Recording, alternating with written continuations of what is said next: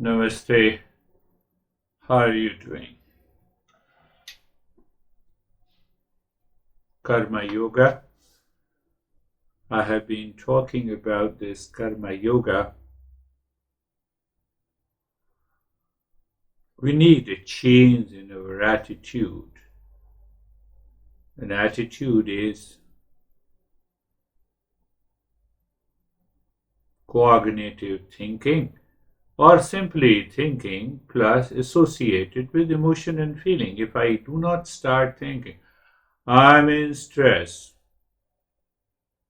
associated with the thinking. Whenever you say I'm in stress, you cannot start smiling. And when you say I'm happy, you cannot be sad. You cannot have an expression of sadness. You see, thought plus emotion, thought plus feeling, thought plus emotion.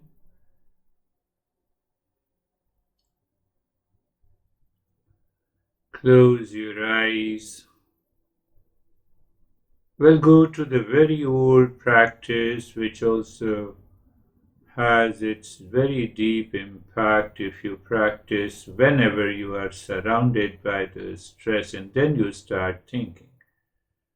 Eyes are closed.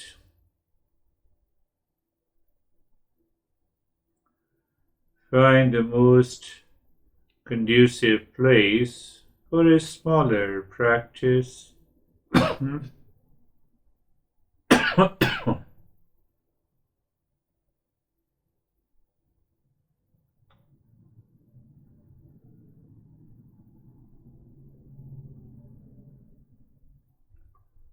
Now being comfortable, mentally looking at the neck joint, look deep inside the neck joint, be there, feel the sensation, relaxation and stillness.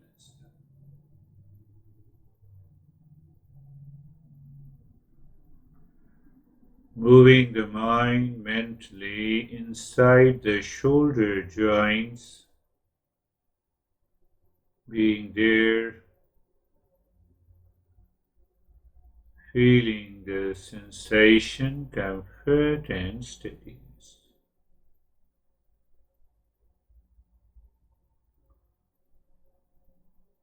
Moving the mind on the hip joint, being there,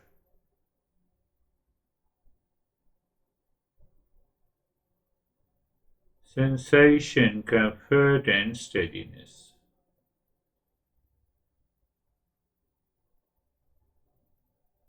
Moving the mind on the entire body from the top of the head to the toes.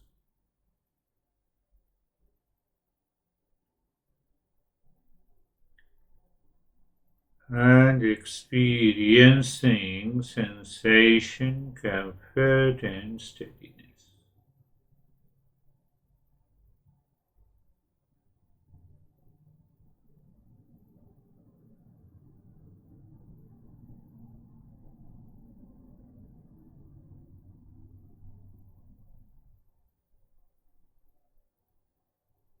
In that state of being comfortable, be carefree.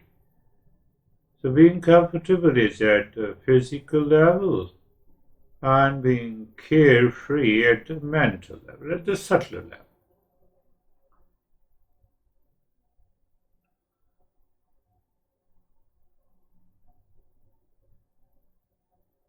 We objectify the thoughts, feeling and emotion. What it means? Whenever the thought, feeling and emotion enters the mind, you simply watch them, observe them as objects. When you observe them,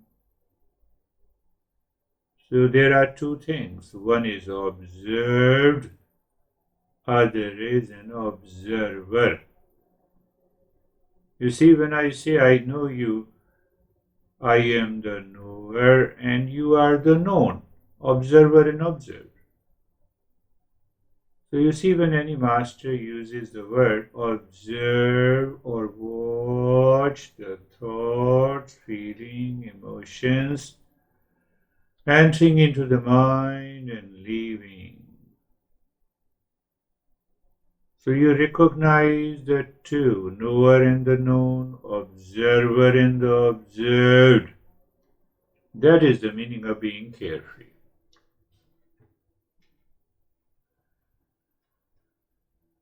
That is why I give a metaphor, the birds flying in the sky. Sky is the knower everywhere, and the birds appear and disappear in the sky. That is the key.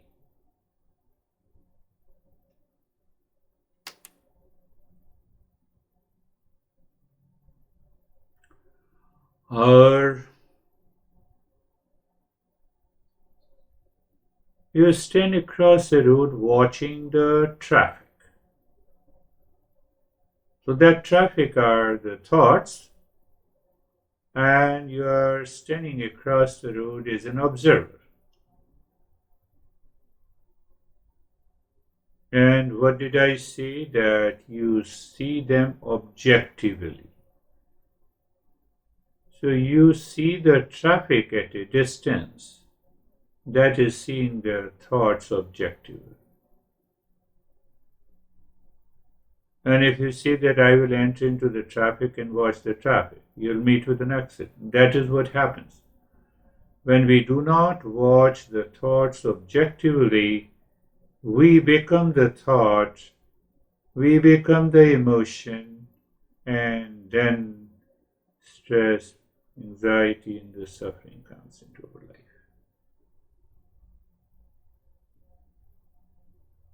In that state, looking at the tip of the nose and start breathing gently, quick and short breath through both the nostrils.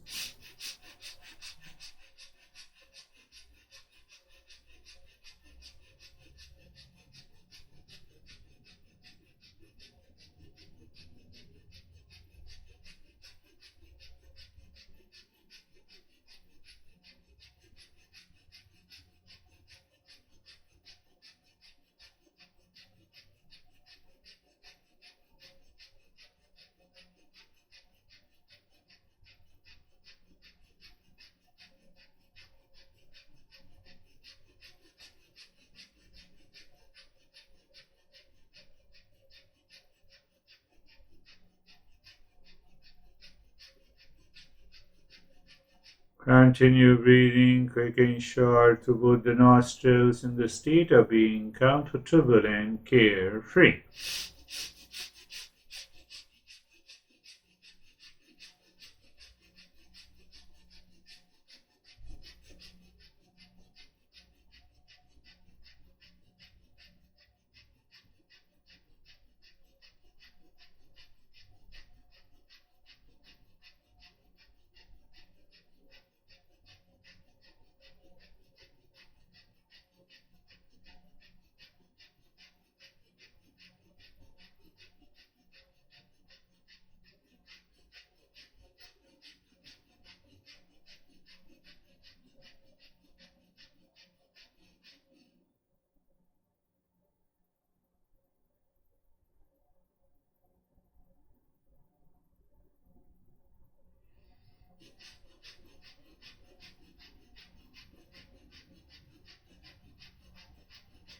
Continue.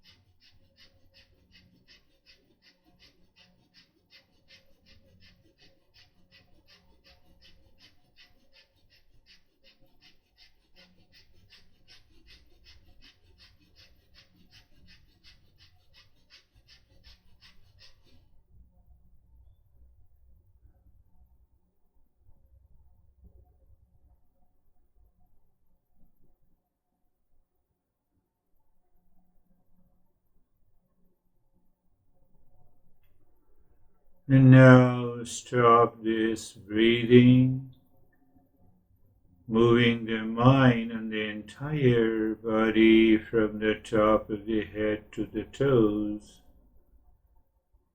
slowly and gently, and experiencing sensation, relaxation and stillness.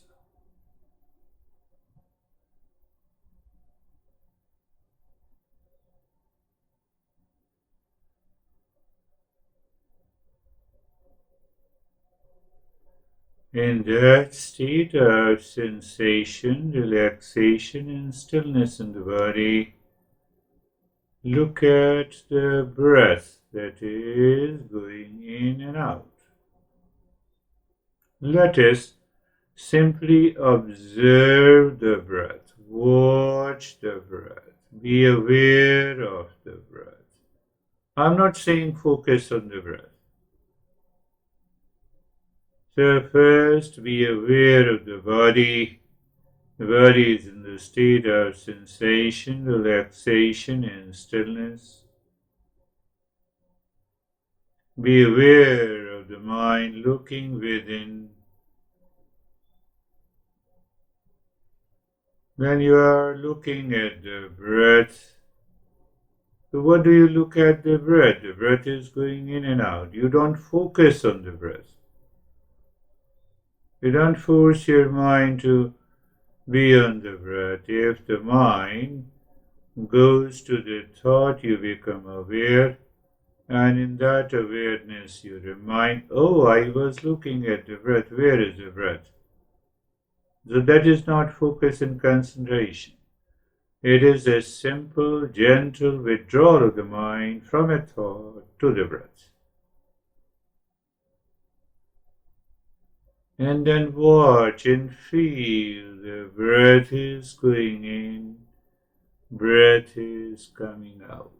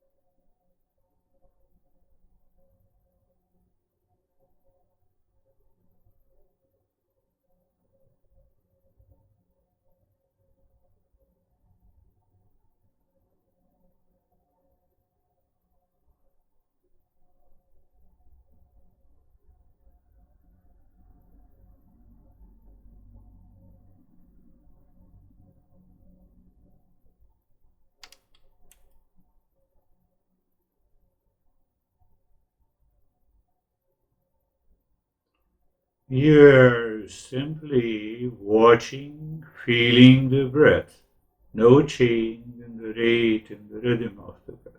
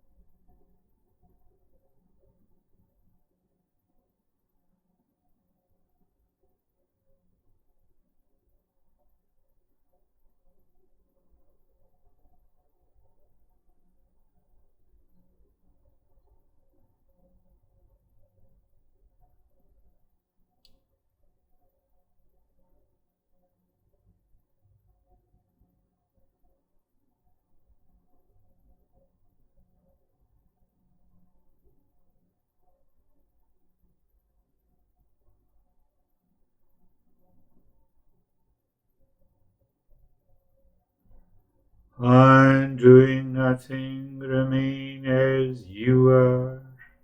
Experience the calmness and the joy inside. You did not associate Your any of these thoughts that enters into the mind, and you are free, you are calm, you are relaxed. Open your eyes gently. So what we were talking about, the karma yoga.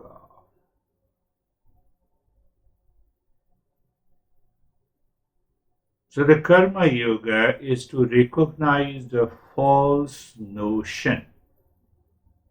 First thing, that is very important. Why? Because we are discovering our real self, eternal truth, all pervading. Ego is limited, selfish, and that causes the suffering. Did you create your own body? No, it came from the physical parents. Did I create my own mind and all those impressions? No, it came from the previous births. So as such, we did not create this body and the mind. We inherit our physical attributes from the ancestors. Height, skin, color, predisposition to disease.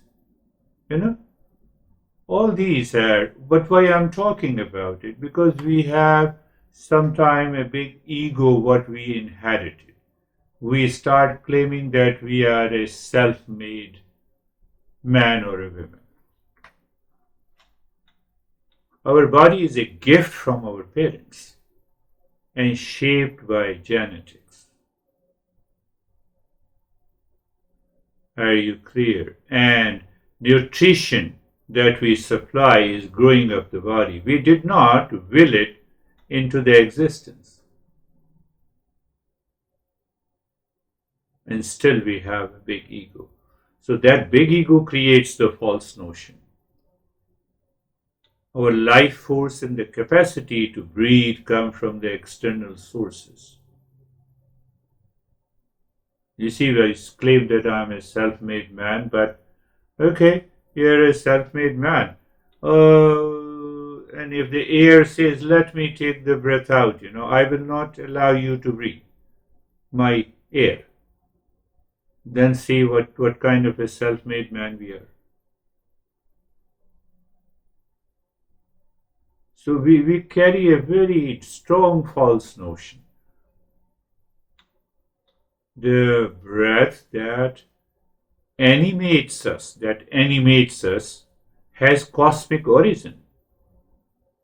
Every living being has this air, and the air is all pervading.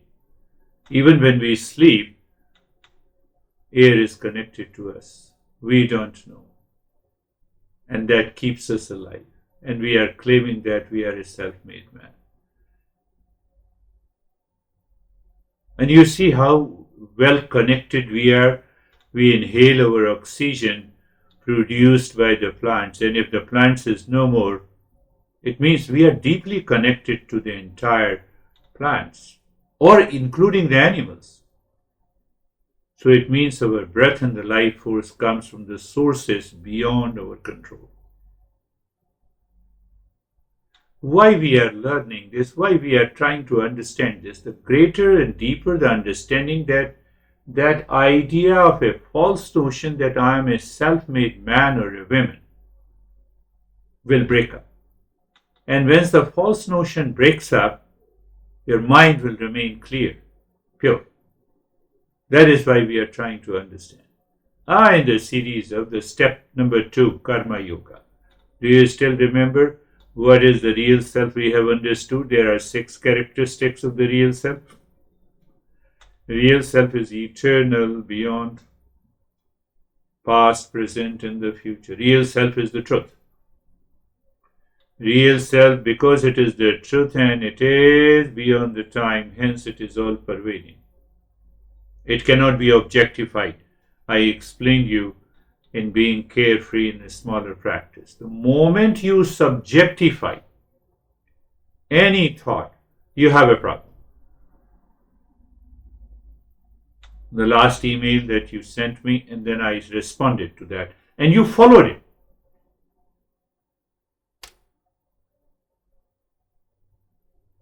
So our mind, now we claim that we are intelligent. It is our mind is shaped by the early childhood nurturing. How can I say that I'm a self-made man? Emotional wiring of the mind depends on parental care. Attachment style, no, but not only it depends on the parental care, but it also depends on the past impression that I carried forward in my life. Both. But the major responsibility lies of those impressions which I carried forward, because that is going to respond. So, for example, you can say the attachment styles trace to the infant relationship. But at the same time, that attachment, I am attached to something, also depends on the past impression that I carried forward. What we are trying to understand, the very deeper inside, what is happening when we get into the stress and anxiety, when we feel the mood upswing and upset. Why? Because those impressions are already present in us. So they are awaiting their manifestation. So they find a particular situation. For example, you wake up in the morning, I am upset, and now that thought carries the past impression of being upset, and then you feel sad and upset. So we have to drop these false notions before we understand and before we enjoy the second step of karma. Our ego identity arises through the social mirroring, social identification. That is another problem, the false notion. We construct our self-image. We construct our self-image based on the expectations and the feedback of the society. For example, you have been helping your son, and one day the son says, get up, get lost. And then now, because you had certain expectations, and you get upset. So we have also to get rid of this kind of a false notion. Financial success depends on opportunities. When we say we are self-made man, no. Our financial success depends on the opportunities enabled by the world outside. That is not enabled by in case of the others, and so they experience the failure. But it means I'm not only responsible for any financial success, the situation outside, the opportunities outside, the condition outside, the people outside, the relationship that I have. So I should not carry the false notion.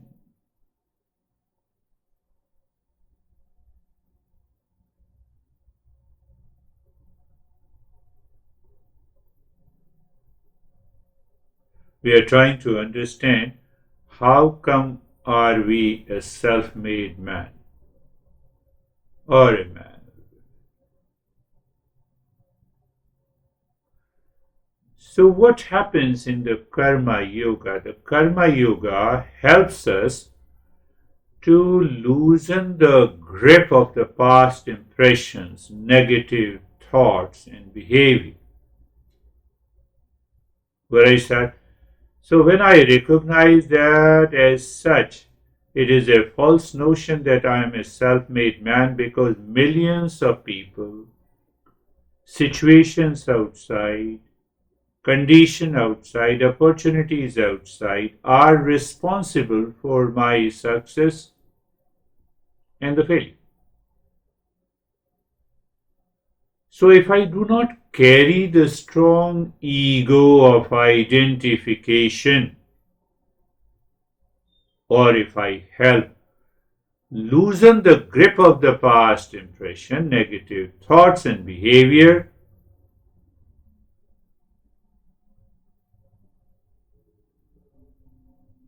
I will enjoy my life. But how to do it? I have to raise my awareness. You send the message that you listen to the talk carefully second time, and you got out of being upset. You see, that is what is the meaning of raising your awareness, and you appreciate the world outside that supports our existence. So in that state of awareness, I see, oh, I live in this room. It is supported by the space and the bricks and the air and the temperature. I did not create any one of them.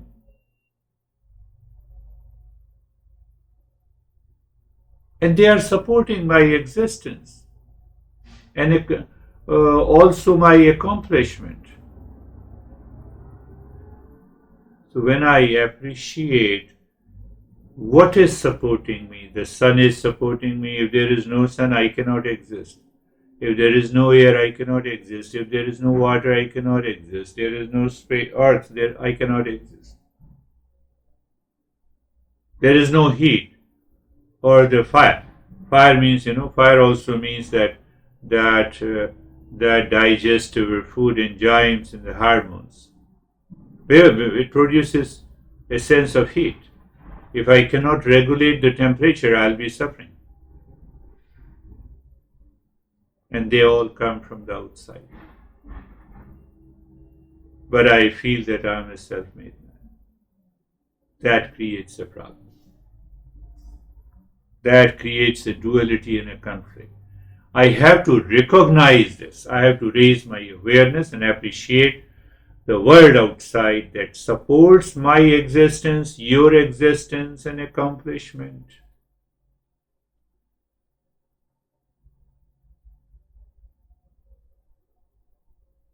Can you tell me any achievement and possessions have come from inside you or come from the material world? Everything comes from the material world. What we say, our accomplishment and achievement.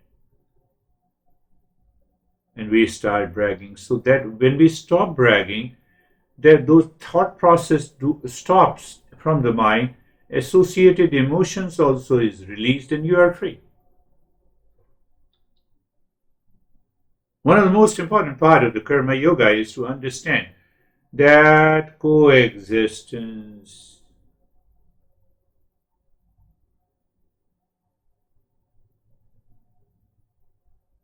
I should feel gratitude. I should feel gratitude to the sun, to the air, to the earth, and to the space, to every human being on this earth, to the plants. Why I should feel a sense of gratitude? They are supporting my existence. We overlook it. Why? Because of the self-image, because of the ego.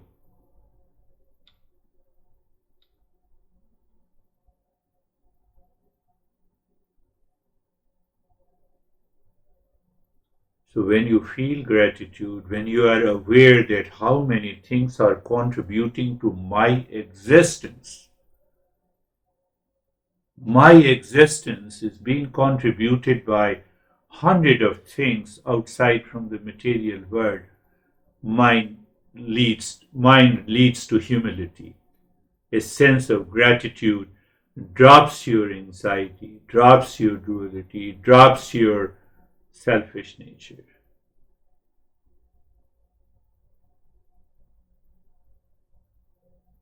And that is what I'm talking about, the higher awareness.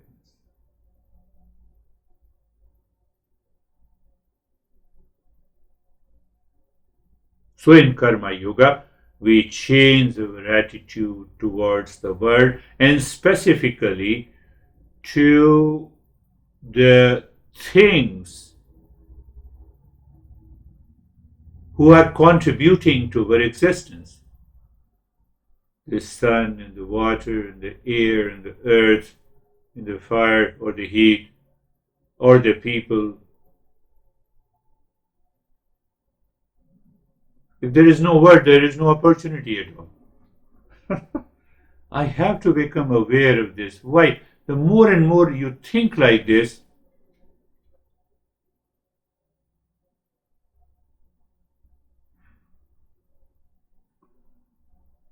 so you see that we earn a lot of money and we have a house, we have all the possessions, and then our mind creates a sense of identity in the ego that I'm a self-made man. And then what happens, that limits I feel the sense of limitedness. So greater and stronger the idea that I'm a self-made man or a woman, I feel limited. But it doesn't happen for a couple of years in the beginning. But as those impressions strengthen in our mind, what happens? That is what we are talking. What happens then? As these impressions strengthen in our mind, it results into isolation and loneliness. I'm a self-made man, so I don't need anyone. How can you you do not need the oxygen? How don't you need the space which built the home? How don't you need the dollars that are coming from outside? How don't you need the people who contributed to your success? But we feel a sense of isolation and loneliness. We think we are solely responsible for our accomplishment. We separate ourselves from the community of support that helped enable our success. And that results into a profound sense of isolation, and especially at our age, you have to be very careful. You are well connected through your mind and emotions, and that is the solution. It also results into anxiety and the stress, the weight of feeling we have to single-handedly overcome all the life challenges. We have a wrong notion. No, I have been carrying single-handedly all my life challenges. Really? I have some problem. I went to a doctor. So doctor handled my pain. But still I have a wrong notion. I have a headache. I took pills. But still I have a wrong notion.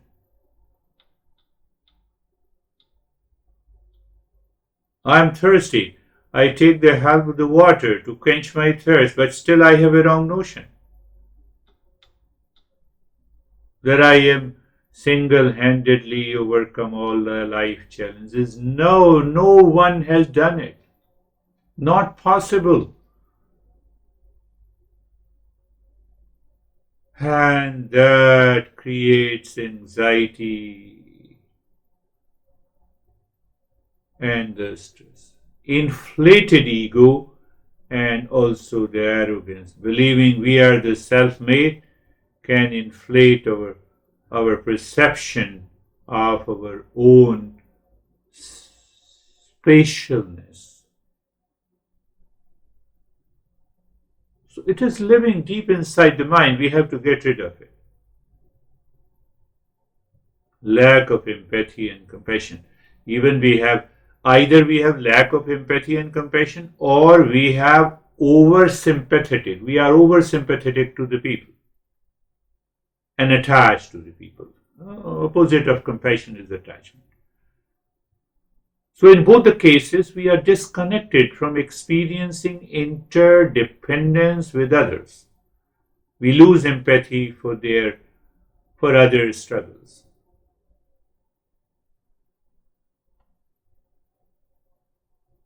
And that creates a set of mind which causes a lot of problems. So that is one way to understand the Karma Yoga.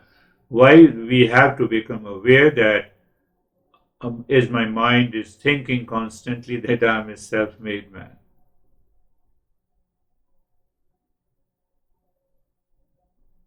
Food is stopped for a week, that comes from outside, then we will come to know what kind of a self-made man we are.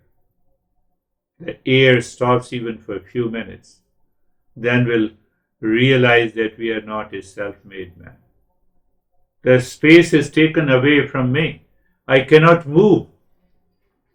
Then we realize what kind of a self-madeness. So space is helping me for the mobility, air, the water. So when you think like this, you feel a sense of connected to the world. And when you feel the sense of connection, it is going to help a great deal. Internally, I'm just saying by thinking. We can also explain karma yoga so once we recognize the false notion, then we drop it, we dissolve it, and we destroy the false notion, ideas about ourselves.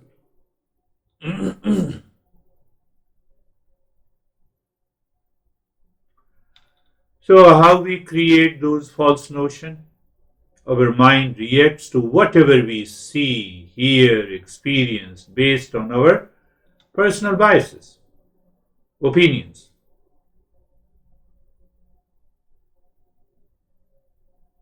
.99999% of our mind reacts to the world outside with the likes and dislikes. So I create a mind that is full of likes and dislikes, and that ultimately creates a false notion.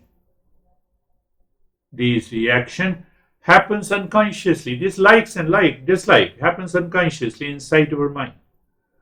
I did not choose.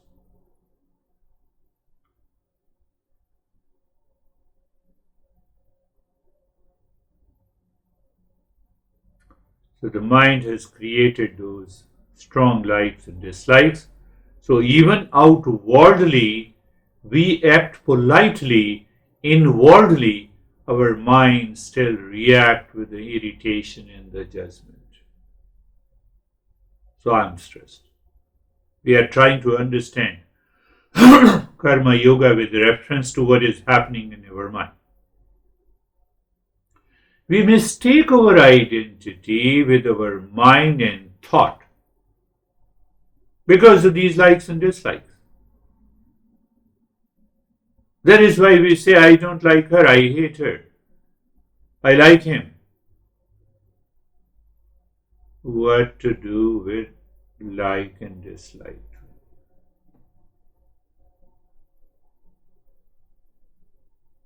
Ease the burden of the mind from the likes and dislikes.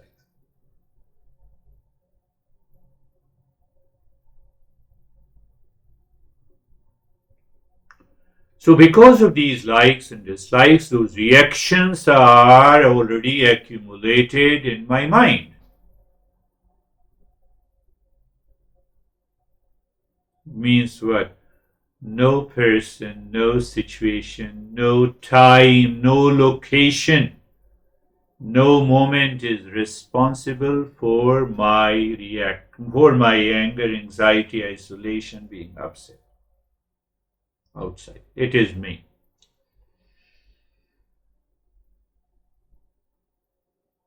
So we have to realize, we have to recognize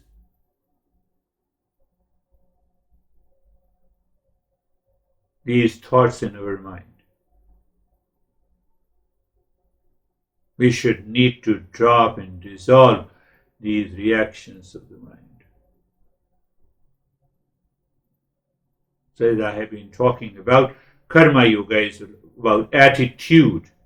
Attitude is equal to cognition of cognitive thought process associated with emotion. In the very beginning, I just talked about it. Where did I talk? I am stressed and I start laughing. People won't believe. But when I am in stress, my voice is low and heavy. People will tend to believe. So every thought is associated with the emotion. So now you see that we need to understand this. Because of the wrong attitude,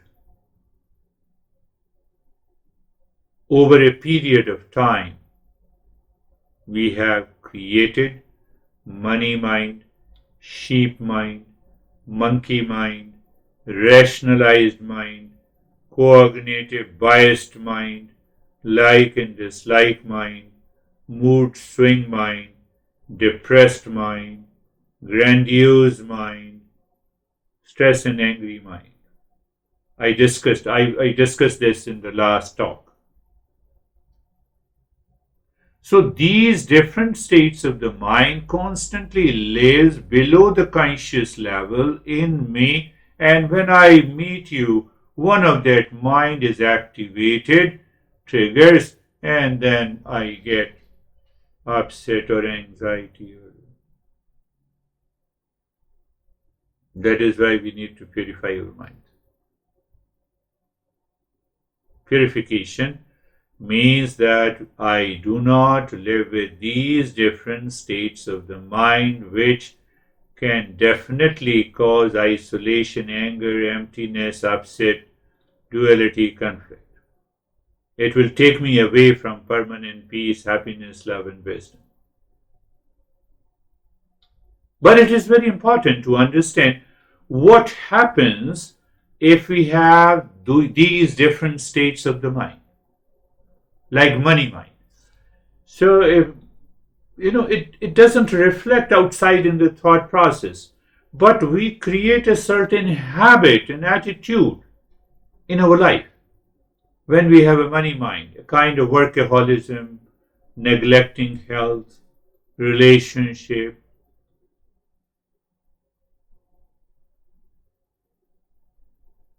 And if people, you already told me, we both know.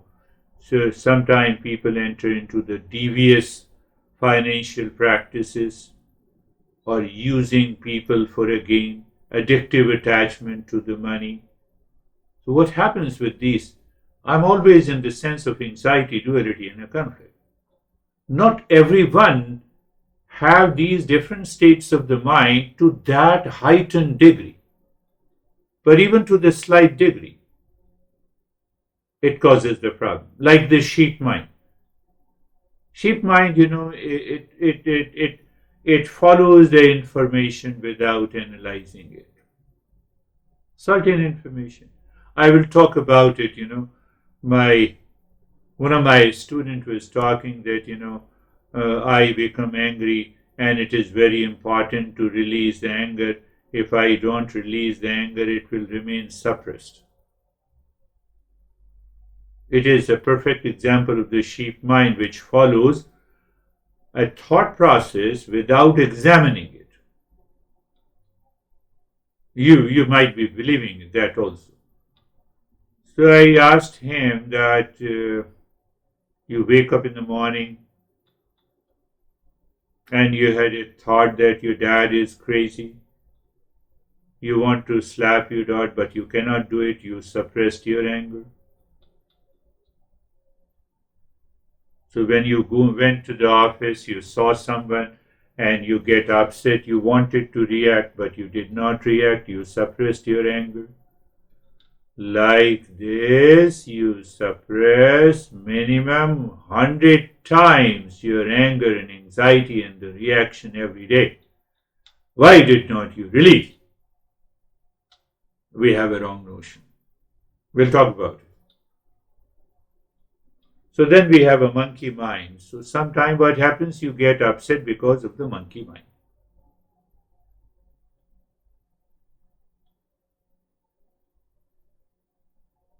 So sometimes what happens, when it is difficult to focus on something, the mind picks up a thought of the likes and dislikes early in the morning and then you get upset. That is what happened to you.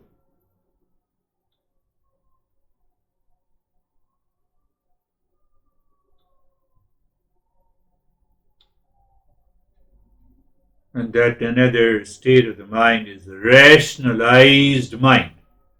Rationalized mind. I rationalize.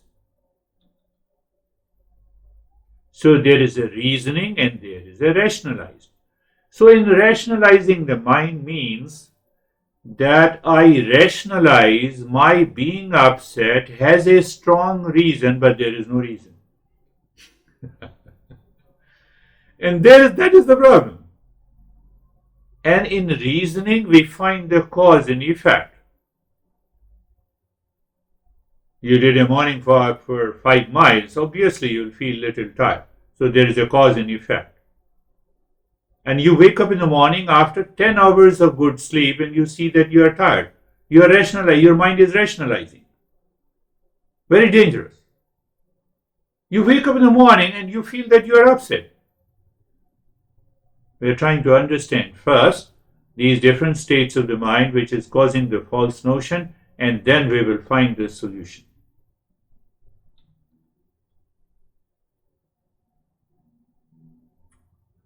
So also the rationalized mind, we justify our addiction, our bad habits, our ethical lapses, our idea about others, our wrong notions about others. And we start blaming others. In rationalized mind, we tend to blame others, and we don't take our responsibility. So it's a poor self-control. We prioritize our ego. We're trying to understand so that different states of the mind, so that we will change the attitude of each and everyone by understanding clearly, so that we don't have a chance to get upset into anxiety, feel a sense of isolation, reaction, anger. Then there is another mind, which you can say the cognitive biased mind.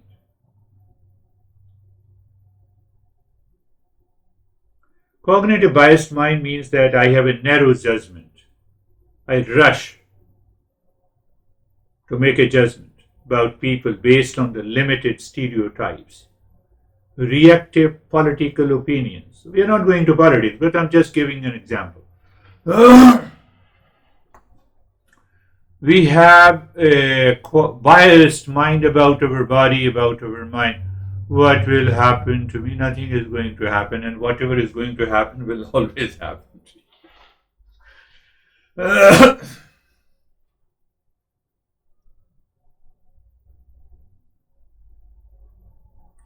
Another idea that I have observed in people, they always say that, I have stressed and angry mind.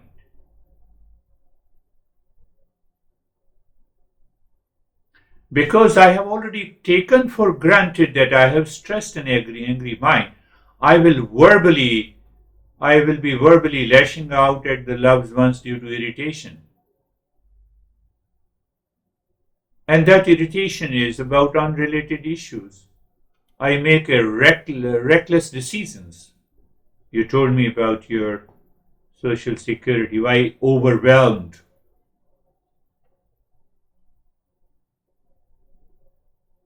These different states of the mind must go. Escapism into the addictive behavior also is another way of understanding the stressed and angry mind. Likes and dislikes mind. And we will go back again, each one, how to get rid of these different states of the mind. So likes and dislikes mind. By default, I like someone and I dislike someone, and then I carry that opinion, then I strengthen that opinion, and then I express that opinion, then I react to it. So the entire process causes a lot of challenges in my life. Mood swing mind. That is another mind. I have underlined different states of the mind for the sake of understanding. Mood swing mind. Making important life decisions impulsively based on very short-term feeling. I had certain feeling. I will not talk to you from today. Mood swing. And the next day, oh, I'm really sorry. I told him, no, I will not talk to you today. I will not talk to you and now I feel I'm repenting. Mood swing. Now, Now I feel myself incapable of changing my decision. Why? Because I have a big ego, so I escape. And when I escape, I get more frustrated.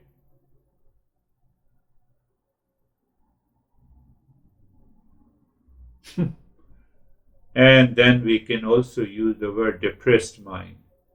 Hopelessness and lack of self-care. Hopelessness, is also depressed mind. Lack of self-care.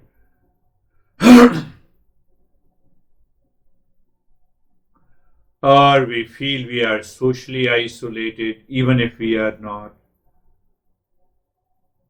Cynical belief, meaningless decisions, they also attribute to the depressed mind. Grandiose mind. Grandiose mind is all about unrealistic overconfidence, resulting in financial ruin you have in your family. From a poor investment decisions. So these are the different states of the mind.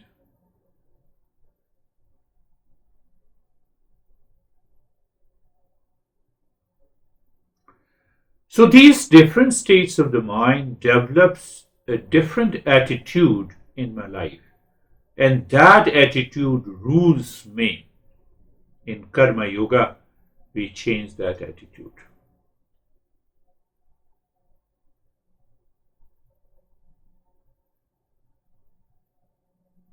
Karma Yoga also helps us to know who am I in the space and time and situations outside. Whenever you are upset, you have anxiety, you feel socially isolated, start thinking consciously how smaller I am as compared to this room. I believe it is 12 by 12. So maybe I am 100 times smaller than this room. How many times I'm smaller as compared to this house? Maybe 100,000 times. To the township, maybe I can figure. To the county, to the state, to the nation, to the earth. I'm not even a dust particle in the scheme of this existence. I'm so small. And I have such a big ego. I am so small and I have such a big stress. Do you see that? Your mind will start laughing. You're so small. You have such a big ego. You're so small. You have such a big stress. You're so small. And you see that I have been into anxiety for the last 20 years. The same thing applies in the time. I'm 65. Maybe another 10, 20 years. So total is 85. Compare 85 years to the existence of this earth. Maybe a billion years. So find the ratio of billion years versus 85 years. I'm insignificant, totally. I'm insignificant in space, I'm insignificant in time. Why we have to do this? To get rid of the heavy conditioned mind and the ego which causes all these problems. You start thinking in a way and you say, oh my goodness, it seems that I don't exist. And still I have a big stress, isolation, I'm suffering.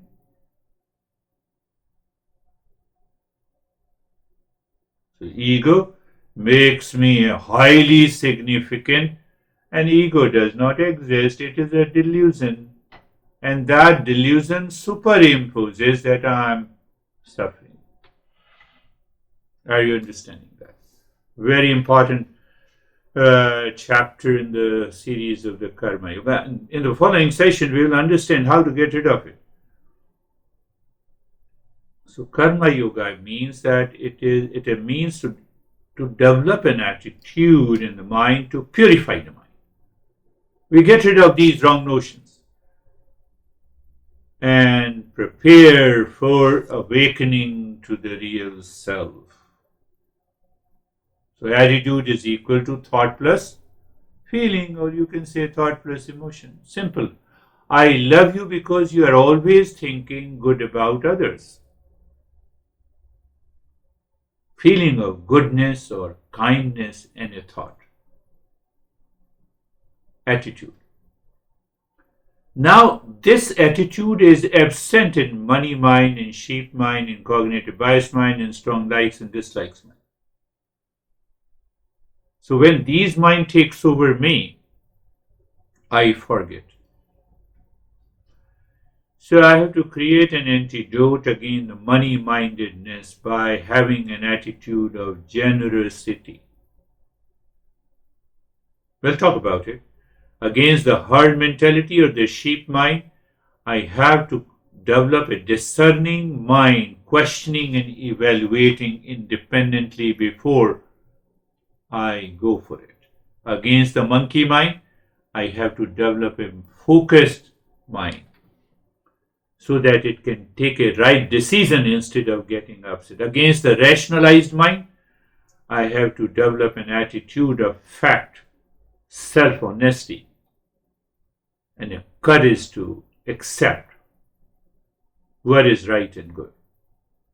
Again, the cognitive biased mind, we have to develop an open-mindedness. That is what we are going to understand in our next talk. Against the stressed mind, so I'm just underlining, so you just think of it.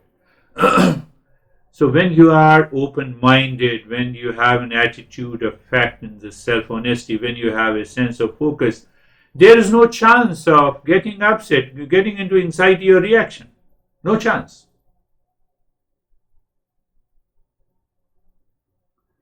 So against the like and dislike mind, the sense of fairness. Against the mood swing, I will check, is my mind stable? Stability is there, steadiness is there. Against the despair and frustration, I should introduce the hope and optimism. Against the grandiosity, I should introduce the humility in the mind, and the life is going to change. We will ever be living into that state of calmness and peace. Second step, this is only the second step out of the 40 steps. So the Karma Yoga is basically, you can say, a spiritual practice of making symbolic offerings with an attitude of gratitude, recognizing our interconnectedness, interconnected dependence on each, in the world outside. So when you have that sense of interconnected dependence, your mind do not run after those different states of the mind. We realize that I'm connected all the time. I don't believe and I don't trust that ego. So I follow. I recognize the principle of interdependence. So I shift my mind from being a self-made man delusion. I'm shifting self-made delusion to a self very well connected, being grateful into the state of discernment. I get rid of these destructive mindset, which I have already explained. I cultivate the beneficial outlook that we are going to discuss in detail.